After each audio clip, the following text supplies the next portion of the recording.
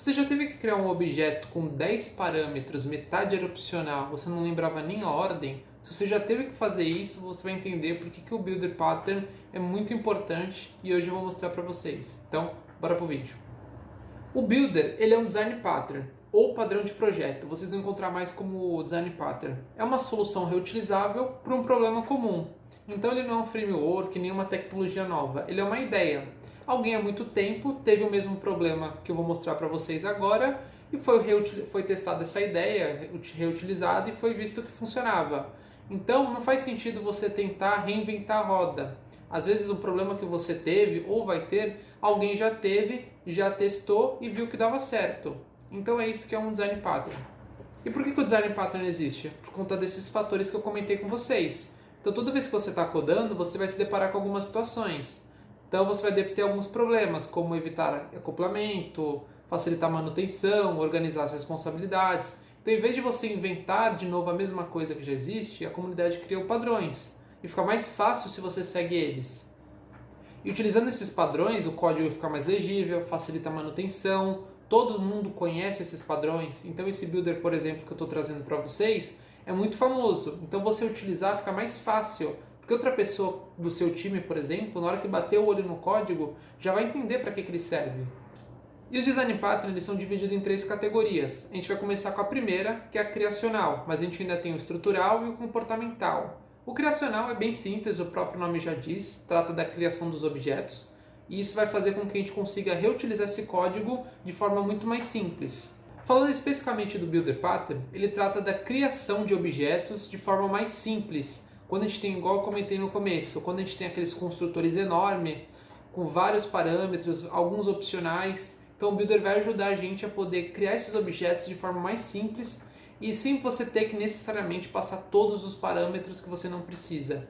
Um outro ponto bem importante é que com o Builder Pattern a gente consegue separar a construção do resultado final que a gente vai ter. E eu vou mostrar um exemplo disso no finalzinho do código. Então agora a gente vai para o código para a gente poder ver esse problema acontecendo.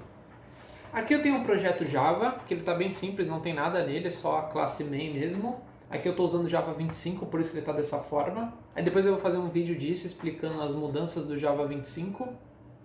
Primeiro a gente vai começar criando a classe User, e a gente vai tentar instanciar ela. E a gente vai colocar várias propriedades, algumas vão ser opcionais, e a gente vai trabalhar em cima disso.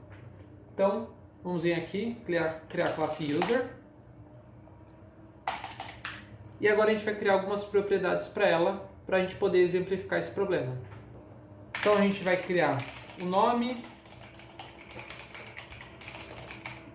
o e-mail, a gente vai criar aqui a idade, o endereço. Vou colocar só algumas informações para a gente poder testar isso que eu falei. Se o usuário está ativo ou não. A gente pode também colocar o telefone dele. E agora a gente vai receber tudo isso como um construtor. Então a gente vai gerar aqui um construtor, vai colocar tudo e pronto. E agora a gente vai chamar isso aqui na nossa main. User. E agora a gente vai colocar aqui o nome, vou colocar um nome diferente. Pedro@email. Nem lembro qual que é a ordem. Idade, endereço. O endereço eu vou deixar nulo. Se está ativo ou não, vou deixar que está ativo e vou colocar o telefone nulo. Bom, aí como vocês viram, isso aqui ficou bem ruim. Por quê? Primeiro que o nosso construtor está enorme. Segundo, tem parâmetros opcionais aqui nulos que eu não estou passando, que eu não sei no momento, por exemplo. E terceiro, que eu nem lembrava a ordem deles. Vocês viram que eu tive que voltar na classe User para lembrar a ordem deles para poder inserir aqui. O Builder Pattern vai deixar isso muito mais simples para a gente. Então vamos tentar fazer a mesma coisa que isso, só que com o Builder Pattern. Então vou vir aqui na classe User, vou deletar aqui o construtor e agora eu vou criar uma classe Builder aqui dentro.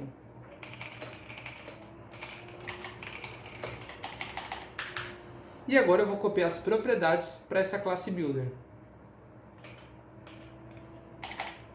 E agora eu vou criar os métodos que vão receber essas propriedades, os valores da propriedade e setar aqui em cada propriedade. Então eu vou escrever public builder, name,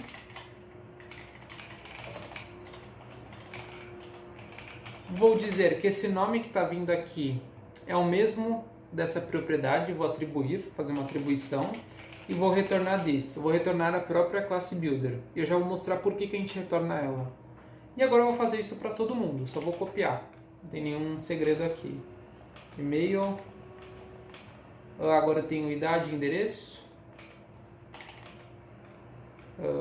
Age. Vou trocar aqui para int, porque a idade é um inteiro aqui. O endereço também é um string, não preciso trocar. Esse nome aqui é o nome que você quiser. Estou colocando o nome da propriedade, que é o que faz sentido. E agora eu vou copiar esses dois. Falta estar ativo e o telefone.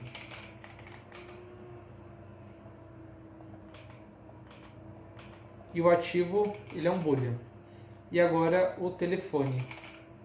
Vou copiar. E pronto. Legal, a gente já tem agora recebendo todas as propriedades. E a gente vai ajustar aqui no nosso código. Bom, vou deixar aqui para vocês verem como ele estava.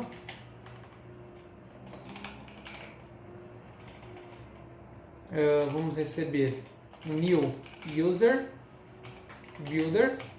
E agora eu coloco cada propriedade individualmente aqui. Nome, eu vou passar aqui, por exemplo, Pedro.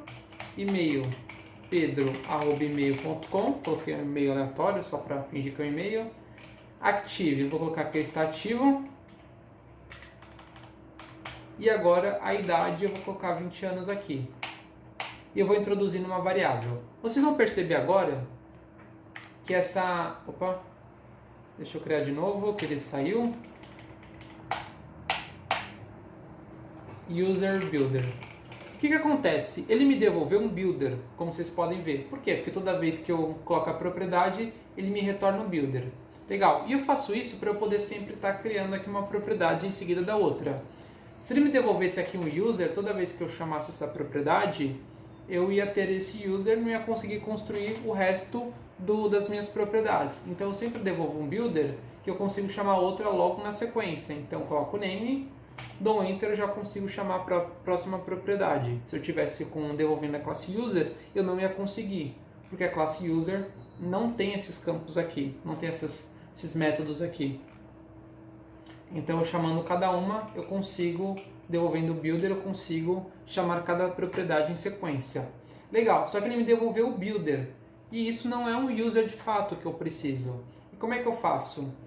Geralmente se constrói um public user build, então eu chamo um método chamado build e ele me devolve o user. E como é que ele vai fazer?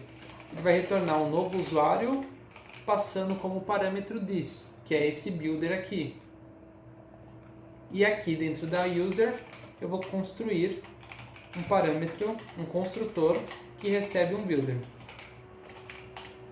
Legal, agora eu copio aqui, this name é igual a builder.name. E eu faço isso para todo mundo. Então, e-mail, endereço, também vou fazer. Vou fazer para se ele está ativo ou não. E vou fazer também para o telefone dele.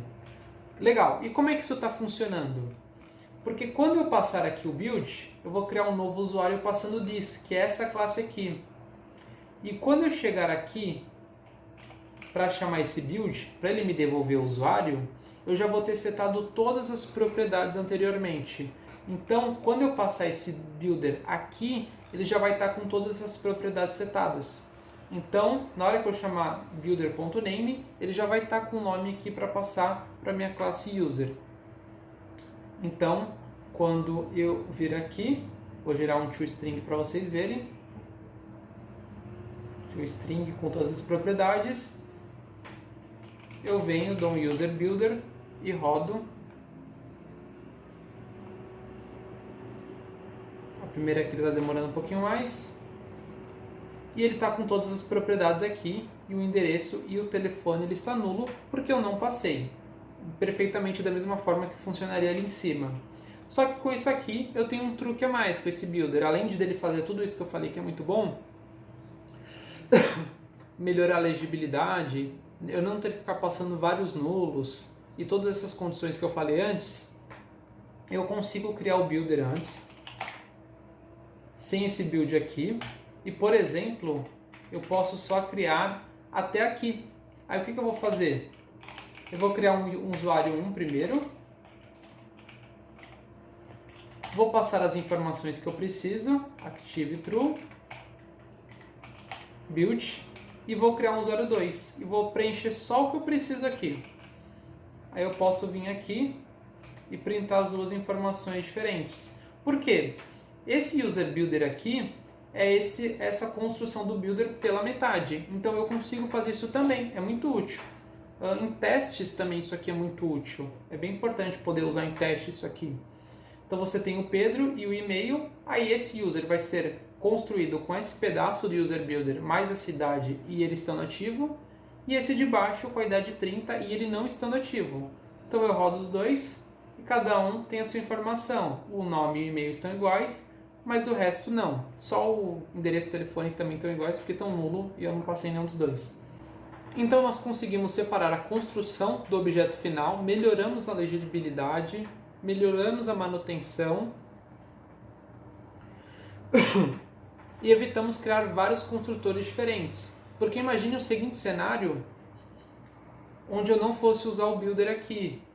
Por exemplo, se eu quisesse ter que passar só o nome e e-mail, eu ia ter que criar um construtor dessa forma. Se eu quisesse criar um construtor que recebesse 3 parâmetros diferentes, eu ia ter que criar outro construtor.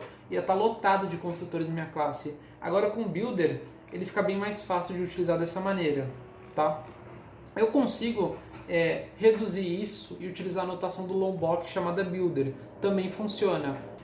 Caso você queira ver como ele funciona, eu vou colocar um vídeo aqui em cima, onde eu mostrei como funciona as anotações do Lombok e uma delas é o builder. Então vou deixar o card aqui em cima, é importante você ver também, que é bem utilizado nos projetos. E é isso, espero que tenham gostado do vídeo. Não deixem de se inscrever aqui no canal, não deixem de se inscrever aqui, de me seguir aqui no Instagram, vou deixar aqui em cima, aqui embaixo aparecendo na edição. Vou colocar meu Twitter também. Comentem qualquer dúvida que vocês tenham, não deixem de acompanhar aqui os vídeos. E de novidade, já para o próximo ano eu vou tentar fazer algumas lives aqui com vocês, se vocês gostarem, comentem aí embaixo também. Vou tentar trazer algumas lives aqui para a gente codar ao vivo alguns projetos. Então é isso, espero que tenham gostado, até o próximo vídeo, valeu!